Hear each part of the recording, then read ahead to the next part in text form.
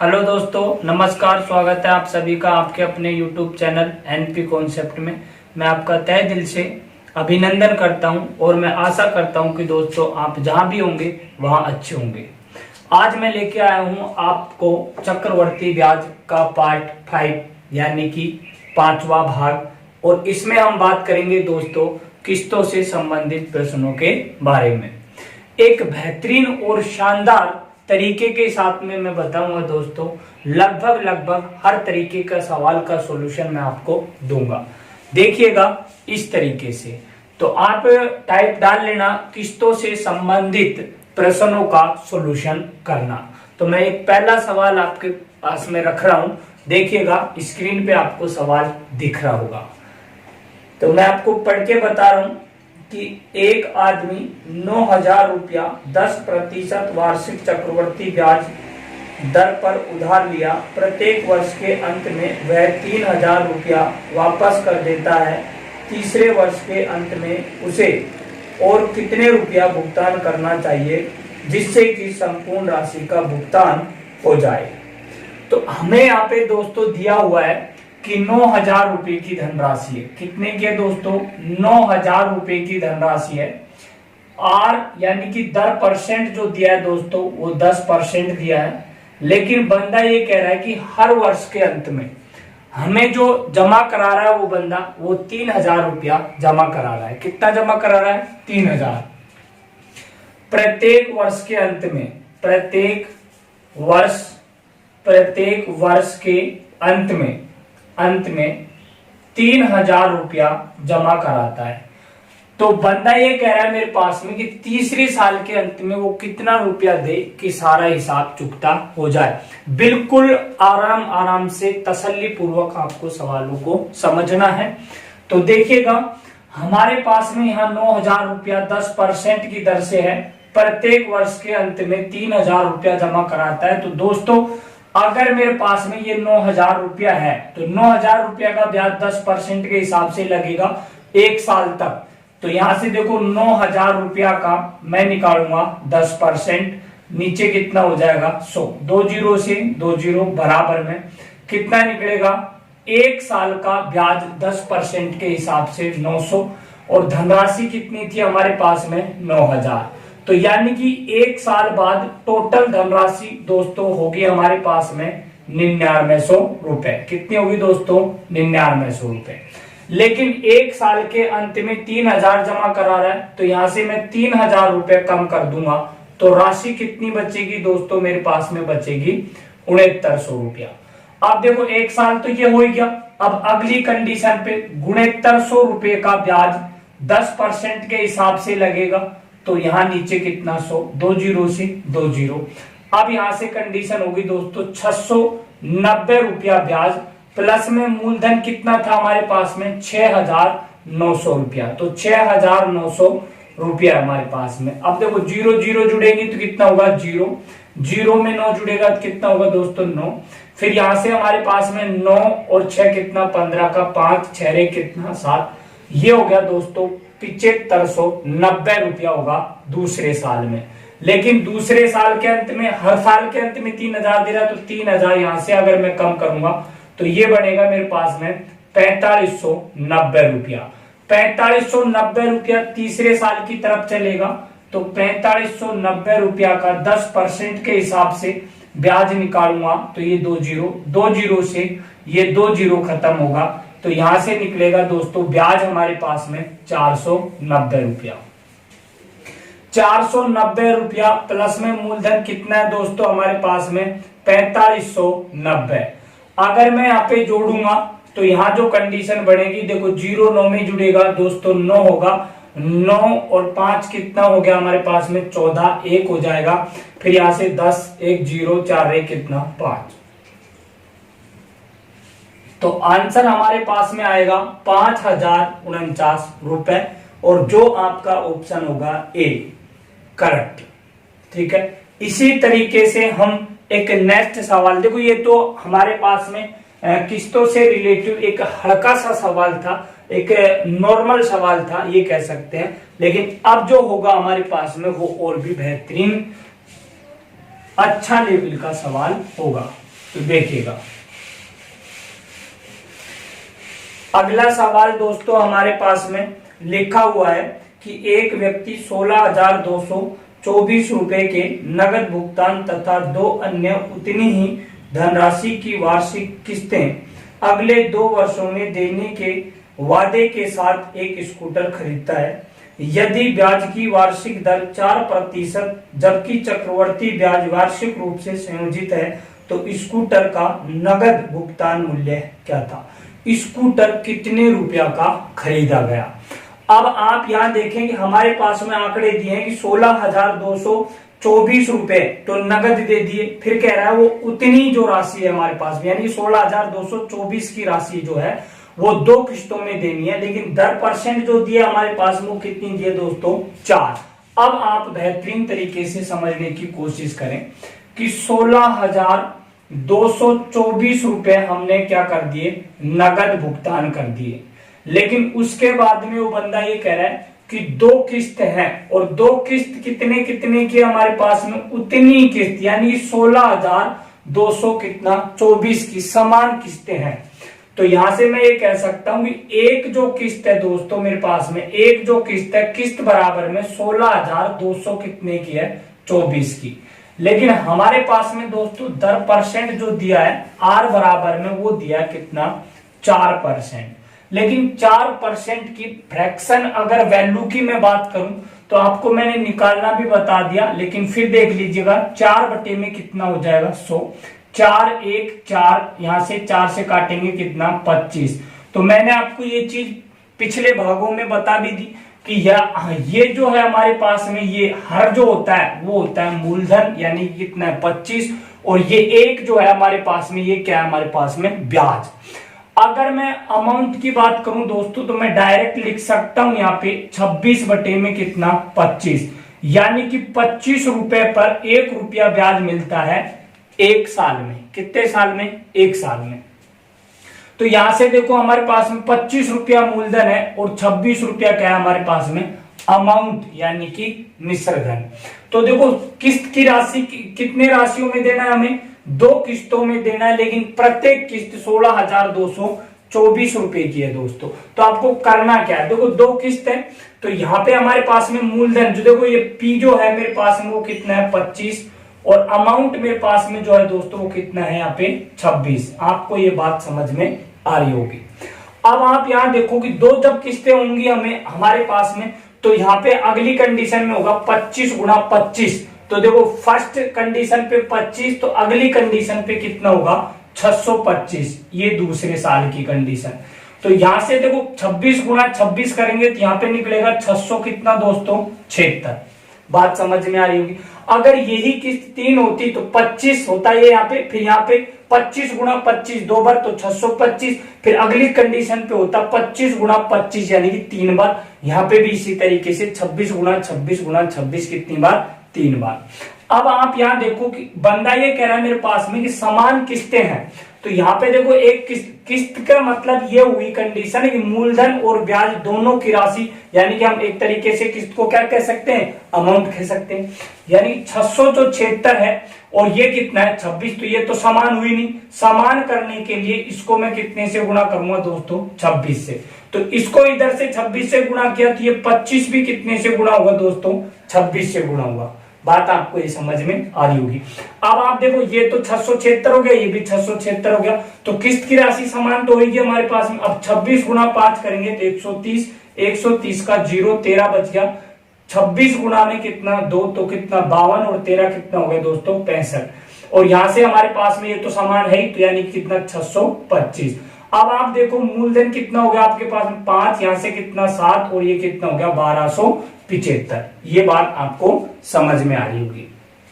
अब आप यहां ध्यान दो कि मेरे पास में प्रत्येक किस्त की राशि है 16,200 कितना? 24। बंदा ये कह रहा है कि स्कूटर का नगद मूल्य कितना था। तो अब आप ये बताइएगा कि प्रत्येक किस्त की राशि 16,224, लेकिन यहाँ पे हमारे पास में प्रत्येक किस्त की राशि कितनी है? 676। तो मैं वैल्यू लगा सकता हूं कि भैया 676 यूनिट के बराबर जो है मेरे पास में 676 यूनिट बराबर में 16,200 कितना है 24। तो एक यूनिट का जो मान होगा मेरे पास में वो होगा 16,224 बटे में कितना होगा 676, गुणा में कितना होगा दोस्तों, ये होगा मेरे पास में 1275।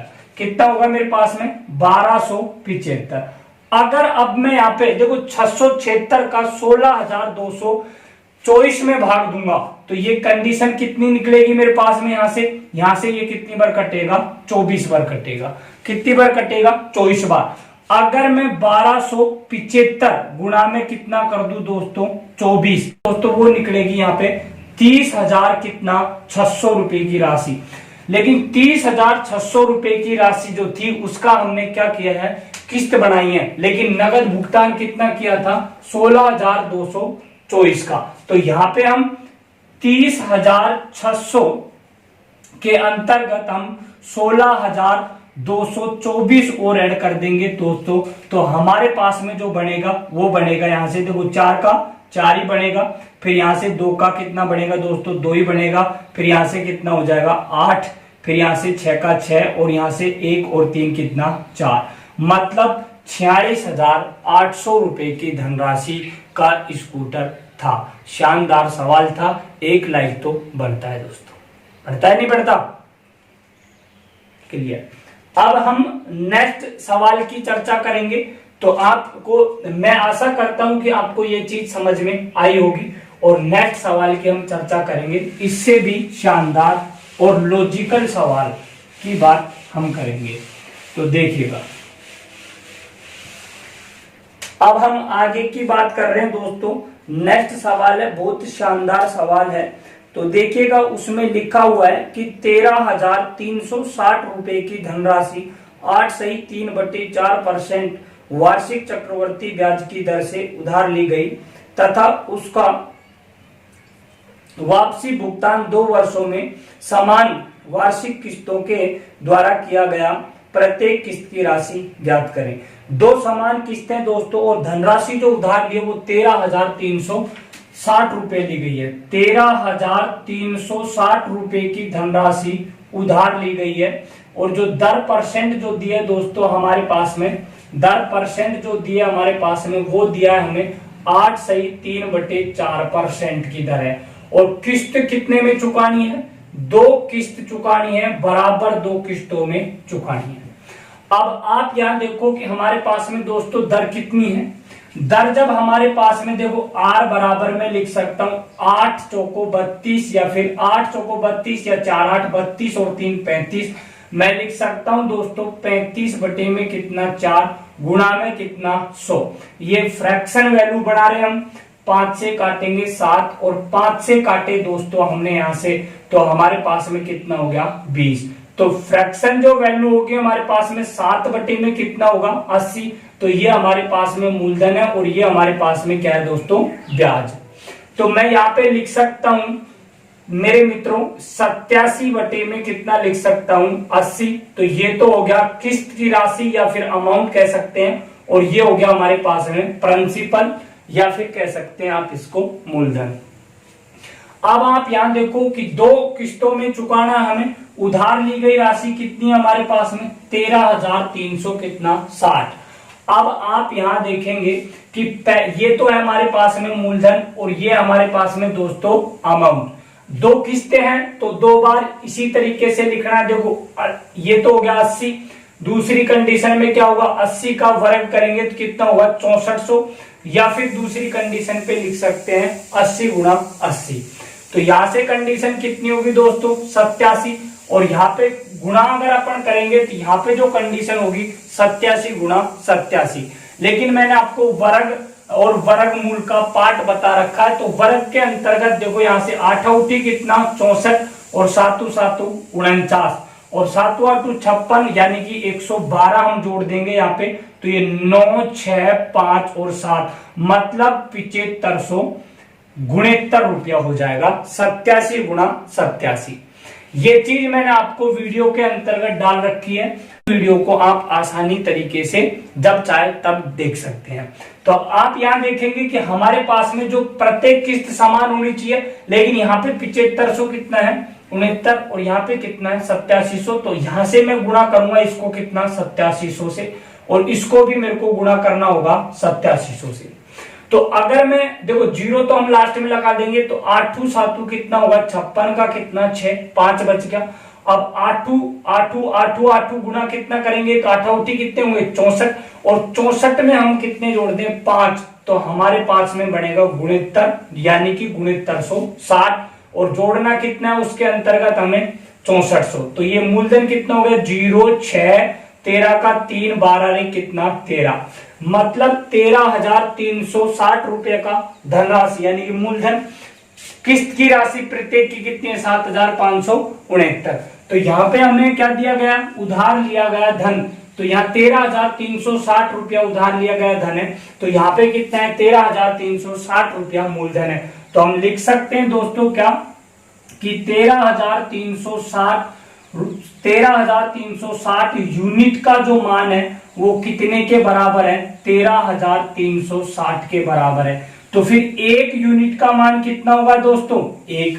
तो हमारे पास में प्रत्येक किस्त कितनी है 7,569। तो मैं यहां लिख सकता हूं कि प्रत्येक किस्त की जो राशि होगी दोस्तों, प्रत्येक किस्त की जो राशि होगी दोस्तों वो होगी हमारे पास में, देखो एक का तो कोई महत्व नहीं होगा, तो हम डायरेक्ट लिख सकते हैं 7569 गुणा 1 बराबर में कितना होगा 7569 रुपया की राशि। तो यहाँ पे जो आपके पास में जो ऑप्शन जो करेक्ट होगा दोस्तों वो होगा आपके पास में, यहाँ लिख रखा है ऑप्शन बी के अंतर्गत 7,569 रुपया। ठीक है, इसी तरीके से हम नेक्स्ट सवाल की चर्चा करेंगे दोस्तों, और वो इनसे भी शानदार सवाल है। ठीक है, तो देखेंगे एक सिलाई मशीन की कीमत 20,000 रुपया है, एक ग्राहक 5,000 रुपया तत्काल भुगतान कर उसे खरीद लिया तथा शेष राशि 3 बराबर किस्तों में चुकाने का वचन दिया। यदि चक्रवर्ती ब्याज का वार्षिक दर 12.5% हो तो प्रत्येक किस्त की राशि लगभग क्या होगी। तो देखो यहाँ पे हमें लगभग में ज्ञात करना है, यानी कि पॉइंट में कंडीशन नहीं लेके आनी है। सवाल बहुत शानदार है और यहाँ देखेंगे दोस्तों, सवाल के अंतर्गत दिया हुआ है कि एक सिलाई की मशीन है, एक क्या है दोस्तों हमारे पास में सिलाई की जो मशीन है, और सिलाई की जो मशीन की कीमत है वो कितनी है दोस्तों 20,000 है। लेकिन 20,000 में से बंदे ने 5,000 रुपया तत्काल जमा किया, और तत्काल जमा करने के बाद आगे लिखा हुआ है हमारे पास में कितने किस्तों में 3 बराबर किस्तों में दे, मतलब कि चुकाने का वादा करता है, जबकि R% हमारे पास में 12.5%। तो यहाँ पे लिखेंगे 3 बराबर किस्तों में R% जो दिया है वो 12/1/2 का मान दिया है, 12/1/2%। अब आप यहाँ देखो कि जब 20,000 की मशीन खरीदी जाती है तो 5,000 रुपया उसने तत्काल दे दिया, तो किस्त बनेंगी जो कितने की बनेंगी भैया, यहाँ पे 15,000 रुपए की बनेंगी। तो मैं यहाँ पे 20,000 रुपया माइनस क्या कर दूंगा, हमारे पास से 5,000 रुपया नगद जमा करा दिए तो 15,000 रुपए की किस्त बढ़ेंगी। लेकिन आपको पता है कि आर का जो मान है वो कितना है 12.5%। अगर 12.5% का फ्रैक्शन वैल्यू अगर मैं बनाता हूं दोस्तों, तो यहां से मिलेगा 1/8 कितना बनेगा 1/8। देखो 12 दूनी 24 है, 25, 25/2 गुणा में कितना हो जाएगा 100, 25 एकम 25, 25 से 100 कितनी बार कटेगा 4, 4 दूनी कितना हो जाएगा 8, यानी कि 8 रुपया मूलधन से 1 वर्ष में कितना ब्याज बनेगा 1 रुपया। तो मैं इसे लिख सकता हूं दोस्तों 9/8, ये हो गया मूलधन और ये हो गया हमारे पास में अमाउंट, यानी कि मिश्रधन। ठीक है, अब आप यहां देखो कि किस्त कितनी है दोस्तों हमारे पास में, किस्त हमारे पास में कितनी है 3। तो यहाँ पे लिखना है आपको, यहाँ पे लिखा मैंने अमाउंट और यहाँ पे लिखा मेरे पास में क्या प्रिंसिपल। तो प्रिंसिपल कितना है दोस्तों पहले साल के लिए 8, फिर यहाँ पे अमाउंट कितना है 9, दूसरे साल में स्क्वायर होगा, तीसरे साल में क्यूब होगा, तो यहां से कितना हो जाएगा 64 और यहां से कितना हो गया दोस्तों 81। तो यहां से कितना होगा दोस्तों हमारे पास में, यहां से होगा 512 और यहाँ पे होगा 729। लेकिन प्रत्येक किस्त समान है, तो प्रत्येक किस्त यहाँ पे समान दिख रही है क्या, नहीं, तो यहां से गुणा कितने से होगा 9 से, और यहां गुणा कितने से होगा 81 से, और यहां भी गुणा कितने से होगा 81 से, और यहां गुणा कितने से होगा 9 से। ये बात आपको समझ में आ रही होगी। लेकिन धनराशि उधार जो ली गई है वो कितनी ली गई है हमारे पास में 15,000 रुपए की, कितने की 15,000। अब आप यहां देखो 81 को 8 से अगर मल्टीप्लाई करूंगा दोस्तों, तो देखो 8 एकम कितना होगा 8 और 8 उठी कितना 64, यानी कि 648। 9 चौको कितना होगा दोस्तों 36, बच गया हमारे पास में 3, 9 छिकी 54, 54 और 3 कितने हो जाएंगे दोस्तों 57, और यहां से कितना होगा 512। अब मूलधन कितना हो गया हमारे पास में टोटल 16 का 6, 1 बच गया, यहां से कितने होंगे 11, 12 1 13, 13 का 1 देखो 15 1 16 1 कितना 17, यानी कि 1736 रुपया मूलधन है मेरे पास में। लेकिन प्रत्येक किस्त की राशि कितनी है 729, यहाँ पे 729, यहाँ पे भी 729। अब आप यहां देखो, मैं ये कंडीशन लिख सकता हूं दोस्तों कि जब मेरे पास में मूलधन 1736 है, तो यहाँ मूलधन कितना है मेरे पास में, भैया मूलधन कितना है मेरे पास में 15,000। लेकिन आप ये देखो सर यहाँ पे तो मूलधन 20,000 है, भैया 20,000 में से उसने तत्काल 5,000 रुपए का भुगतान कर दिया, तो किस्त कितने रुपए की बन रही है 15,000 रुपए की किस्त बन रही है। तो मैं यहाँ पे लिख सकता हूं 1736 यूनिट बराबर में होगा दोस्तों 15,000। तो फिर एक यूनिट का जो मान होगा दोस्तों मेरे पास में वो होगा 15,000 बटे में कितना होगा 1736 गुणा में। बंदा ये कह रहा है कि प्रत्येक किस्त की राशि ज्ञात करें, तो प्रत्येक किस्त की राशि क्या होगी 729 से गुणा करेंगे, 729 से गुणा होगी। अगर 1736 का मैं 15,000 में भाग दूं दोस्तों, तो यहां से जो कंडीशन बनेगी वो बनेगी 8 पॉइंट कितने की 64 की, 8 पॉइंट कितने की 64 की। और अगर मैं 729 गुणा में 8.64 को मल्टीप्लाई करता हूं दोस्तों 6298.56 आएंगे। अगर हम इसको गुणा करेंगे तो बंदे ने कहा क्या कहा है, लगभग में आंसर क्या होगा, तो हम इसको कह सकते हैं दोस्तों 6299 रुपए की राशि की प्रत्येक किस्त की राशि होगी। 6299 रुपए की प्रत्येक किस्त की क्या होगी राशि। ठीक है, ये आपको बात समझ में आई होगी दोस्तों।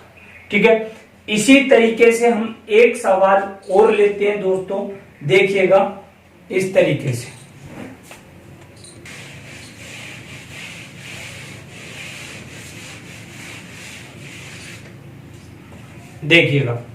देखिएगा एक लास्ट सवाल लेते हैं दोस्तों, फिर उसके बाद में किस्तों से रिलेटिव जो सवाल थे हमारे पास में उनका समापन हो जाता है। तो यहाँ पे लिखा हुआ है दोस्तों हमारे पास में कि निक्की 10,815 रुपया उधार लेती है जो 3 बराबर अर्धवार्षिक किस्तों में चुकाए जाते हैं। यदि ब्याज दर 40/3% वार्षिक पर अर्धवार्षिक देय हो तो प्रत्येक किस्त क्या होगी। बंदा ये कह रहा है कि निक्की है हमारे पास में, कौन है भैया, निक्की है। अब निक्की 10,815 रुपया उधार लेती है, लेकिन यहाँ पे लिखा हुआ है कि जो दर परसेंट जो दिया है वो 40 में कितना है 3। लेकिन पिछले जो सवाल जितने भी थे वो किस्त की राशि थी, वार्षिक ब्याज दे राशि, लेकिन यहाँ पे दिया हुआ है दोस्तों अर्धवार्षिक या फिर कहें छमाही। लेकिन जैसे ही हमारे पास में अर्धवार्षिक ओब्लिक अगर छमाही की अगर दोस्तों बात करें तो तुरंत दिमाग में घंटी बजनी चाहिए कि दर का तो होता है हमारे पास में हाफ और टाइम का होता है दोस्तों डबल, यानी कि 2 गुना। ये चीज मैंने आपको पिछले वीडियो के अंतर्गत बता दिए, आप जाके देख सकते हैं। अब आप यहां देखेंगे कि हमारे पास में जो दर है वो 40 बटे में कितना है 3%। तो यहां से अगर मैं इसकी फ्रैक्शन वैल्यू बढ़ाता हूं तो बनेगा 40 बटे में कितना 3 गुणा में कितना दोस्तों 100। 20 से काटे कितने 2, 20 से काटे कितने 5। तो मैं ये कह सकता हूं कि फ्रैक्शन वैल्यू जो है वो 2 बटे में कितना है दोस्तों 15। लेकिन दर को तो आधा करना है, क्योंकि हमारे पास में जो ब्याज दे राशि दी है वो कितनी दी है 6 तो हम 2 से भाग देंगे। तो देखो 2 से ये 2 कट गया, तो एग्जिटेज वैल्यू निकल के आएगी 1 बटे कितना 15। 15 रुपया का 1 साल का ब्याज कितना होगा 1 रुपया। तो फिर मैं इसको क्या लिख सकता हूं दोस्तों, इसको लिख सकता हूं 16 बटे में कितना 15। ये क्या हो गया हमारे पास में अमाउंट, और ये हो गया हमारे पास में प्रिंसिपल यानी कि मूलधन। अब आप यहां देखें कि टाइम जो है हमारे पास में वो क्या हो जाएगा दुगुना, लेकिन अर्धवार्षिक दिया है और कहा गया है कि 3 किस्त दी है। कितनी दी है भैया हमारे पास में 3 किस्त दी है, लेकिन हमारे पास में 3 किस्त जो होंगी वो कितने समय में चुक जाएंगी, कितने समय में चुकेंगी हमारे पास में, वो चुकेंगी दोस्तों 1 सही 1 बटे 2 साल में चुक जाएंगी। 1 सही 1 बटे 2 साल में, लेकिन समय को तो दुगुना करना है। और 1.5 को अगर मैं 2 से मल्टीप्लाई करूं, देखो 2 एकम 2 रे कितना 3 बटे में कितना 2 गुणा में कितने से 2 से मल्टीप्लाई करूंगा तो 2 से 2 खत्म। तो यहाँ पे जो निकल के आएगा वो कितना साल निकल के आएगा 3 साल। कितना निकल के आएगा दोस्तों 3 साल। बस आगे की प्रोसीजर उसी तरीके से है जिस तरीके से हमने पिछले सवालों में अध्ययन किया था। अब आप यहां देखेंगे यहां हमारे पास में क्या होगा P, और ये हो गया हमारे पास में अमाउंट। अब आप यहां देखो कि प्रिंसिपल जो है हमारे पास में वो कितना है भैया 15। तो यहाँ पे क्या होगा 15, फिर 15 का स्क्वायर तो वो कितना होगा 225, फिर 15 का क्यूब वो होगा हमारे पास में 3300 कितना 75 हैं। तो यहाँ जो कंडीशन है हमारे पास में वो कितनी है यहाँ पे 16। 16 का वर्ग कितना होगा 256, और अगर मैं 16 का क्यूब निकालूं तो ये निकलेगा 4900 कितना दोस्तों 96। ठीक है। तो अब आप यहां देखेंगे कि आप प्रत्येक किस्त की राशि समान है। तो यहां देखो प्रत्येक किस्त की राशि समान तो है ही नहीं, तो समान करने के लिए यहां से गुणा कितने से करना पड़ेगा 16 से, और यहां से गुणा करना पड़ेगा दोस्तों 256 से। तो 256 से इधर होंगे 256, और यहां से कितने से होगा 16 से। ठीक है, ये 4996 किसी से भी गुणा नहीं है, तो इसी तरीके से 3375 किसी से भी गुणा नहीं होगा। ये गुणा करने का रीजन मैंने आपको पीछे भी बताया, क्योंकि बंदा बोला है कि प्रत्येक किस्त की राशि क्या होगी समान। अब आप यहां देखो कि 15 6 की कितने होंगी दोस्तों 90, तो ये आ गया हमारे पास में 0। फिर देखो 15 5 कितना हो गया 75। 75 में अगर 9 जुड़ जाए हमारे पास में तो हो गया कितना 84 का कितना हो गया दोस्तों 4।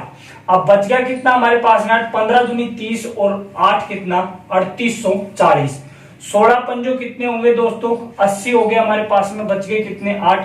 16 दूनी 32 और 8 कितना हो गया हमारे पास में 40, बच गया कितना 4। 16 दूनी कितना हो गया 32 और 4 कितने होंगे दोस्तों 36, और ये एग्जिटीज यानी कि कितना 3700 कितना हो गया दोस्तों 75।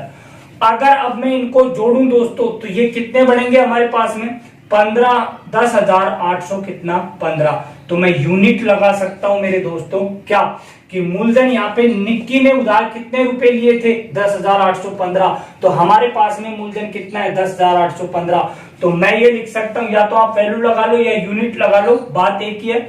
मैं लिख सकता हूं 10,815 की वैल्यू कितनी है 10,815 गुणा में कितने का मान ज्ञात करना है 4,900 कितना 96। तो 10,815 से 10,815, तो हमारे पास में जो आंसर निकल के आएगा दोस्तों वो 4,900 कितना निकल के आएगा 96। तो अगर आप ये सोच रहे होंगे कि ये चीज कैसे है, तो यूनिट जो है वही ये है। आप इधर देख लीजिएगा, मैं लिख सकता हूं 10,815 यूनिट 15 यूनिट बराबर में जो है हमारे पास में वो 10,800 कितना है 15। तो फिर एक यूनिट का जो मान होगा दोस्तों एक यूनिट का मान होगा हमारे पास में 10,815 बटे में कितना होगा 10,815। किसका मान याद करना था? प्रत्येक किस्त। तो प्रत्येक किस्त कितने की है? 4,096। तो 4,000 कितना हो गया दोस्तों? 96। 10,800 से 10,815, 10,815 से 10,815 कट गया तो बच गया कितना? 4,000 कितना? 96। यहाँ पे भी वही आंसर बनेंगे और यहाँ पे भी वही आंसर बनेंगे, कोई भी फर्क नहीं है। इसी तरीके से दोस्तों हम ब्रेक लेते हैं और ये जो आपका किस्तों से रिलेटिव जो सवाल थे वो यहाँ खत्म हो जाते हैं। लेकिन मैं आशा करता हूं आप हमारे वीडियो को ज्यादा से ज्यादा शेयर करें और पूरा वीडियो को देखें, तभी आपको इंटरेस्ट आएगा, तभी आप इनके प्रति इच्छुक बनोगे, पढ़ने में ज्यादा इंटरेस्टिंग लगेगा आपको। ठीक है।